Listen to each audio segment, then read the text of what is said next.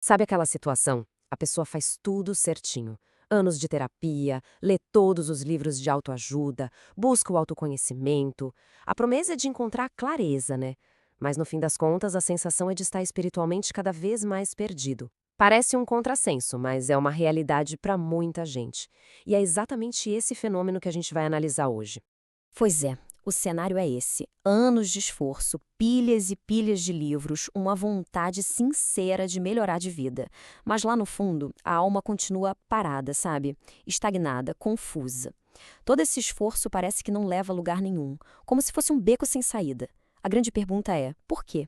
E é aqui que a gente chega no coração da nossa conversa. O que será que acontece quando a alma se torna fluente em psicologias, digamos assim?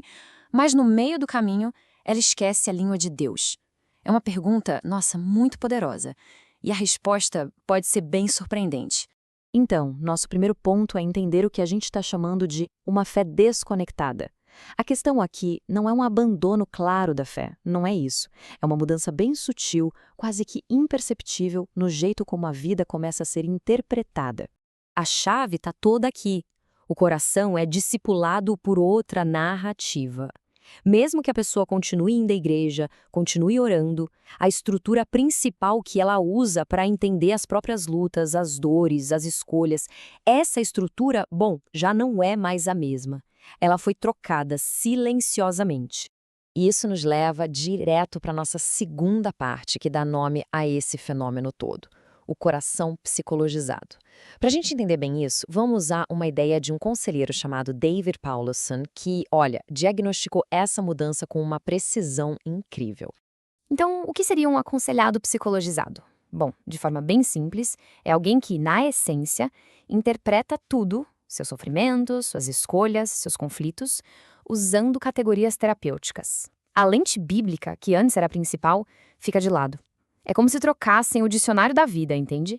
E essa troca de dicionário fica super clara na prática. Onde a linguagem da Bíblia falava em pecado, a terapêutica agora fala em disfunção. Onde se falava de idolatria, agora se fala de carência ou falta. Obediência vira autoafirmação. E a graça vira autoajuda. Percebem? Não é só uma troca de palavras, é uma mudança total de paradigma. Tá, mas qual o impacto real dessa mudança toda de linguagem? Na nossa terceira parte, a gente explora uma consequência bem profunda disso: a visão de Deus como ferramenta. E aqui o ponto é crucial. A história toda muda de figura. Deus simplesmente deixa de ser o centro da história para se tornar um coadjuvante. Ele passa a ser visto como um meio, um recurso para satisfazer as necessidades que a pessoa percebe que tem. A relação se inverte completamente. As consequências dessa inversão são, nossa, muito sérias. O resultado é uma fé que não tem mais vida. Práticas como orar, ler a Bíblia viram rituais vazios, sem alma. O coração vive frustrado porque o sofrimento acaba virando a identidade principal da pessoa e Jesus. Bom, Jesus é reduzido a um recurso terapêutico para ajudar a gerenciar essa dor. Mas, então, existe um caminho de volta? A nossa quarta sessão, o ponto de virada, sugere que sim, existe. E a proposta do Powlison não é de confronto, não é de briga. É uma abordagem radicalmente diferente, totalmente baseada na compaixão. A abordagem toda pode ser resumida nesta metáfora poderosa. A pessoa não é vista como um livro incorreto que precisa ser refutado, mas sim como uma ovelha confusa que precisa ser ganha. A postura muda completamente. Sai do campo do debate de ideias e entra no campo do cuidado, do amor genuíno. E como é que isso funciona na prática, então?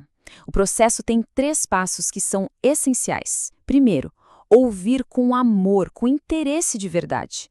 Segundo, buscar conhecer o mundo interior da pessoa, o que dói, o que ela teme, o que ela deseja. E só então, como terceiro passo, oferecer uma nova interpretação, uma interpretação bíblica para a história de vida dela. E isso nos leva à nossa quinta parte, onde a gente vê o resultado dessa abordagem, um mundo feito novo. O que acontece quando essa reinterpretação é aplicada na vida real de alguém? A transformação é gigante, é visível no jeito como a realidade é reinterpretada. A história familiar, por exemplo, deixa de ser um destino e passa a ser entendida como um contexto de tentação. Aquele comportamento destrutivo não é mais uma disfunção, mas sim um fruto do coração. E o mais importante de tudo, Cristo volta ao seu lugar de Salvador e não apenas um terapeuta. E qual o resultado final disso? As práticas espirituais, elas ganham vida de novo. A Bíblia, a oração, a comunidade deixam de ser obrigações vazias. Quando a verdade bíblica se conecta de verdade com os problemas reais, elas se tornam aquilo que sempre deveriam ter sido: meios vivos de graça, fontes de força e de transformação real. E assim a gente chega na nossa sessão final, além da autoajuda. É muito importante entender que a ideia aqui não é competir com a psicologia, de forma alguma. A ideia é oferecer uma perspectiva que vai mais fundo, que toca na raiz da questão. O objetivo final, portanto, não é só ser mais uma alternativa. É oferecer uma sabedoria que busque explicar a vida como ela de fato é, de um jeito mais completo, mais satisfatório, uma verdade que faz sentido lá no fundo da alma. No fim das contas, a ideia central é esta aqui. A verdadeira transformação não vem de olhar ainda mais para dentro de si, num ciclo sem fim de autoanálise. Ela vem de aprender, de novo, a olhar para Cristo. E para terminar, fica essa pergunta para a gente refletir. E se a resposta que tanta gente procura não for uma nova técnica, uma nova terapia, mas sim um reencontro com uma história maior? Uma narrativa que seja grande o suficiente para dar sentido a todas as outras pequenas histórias da nossa vida.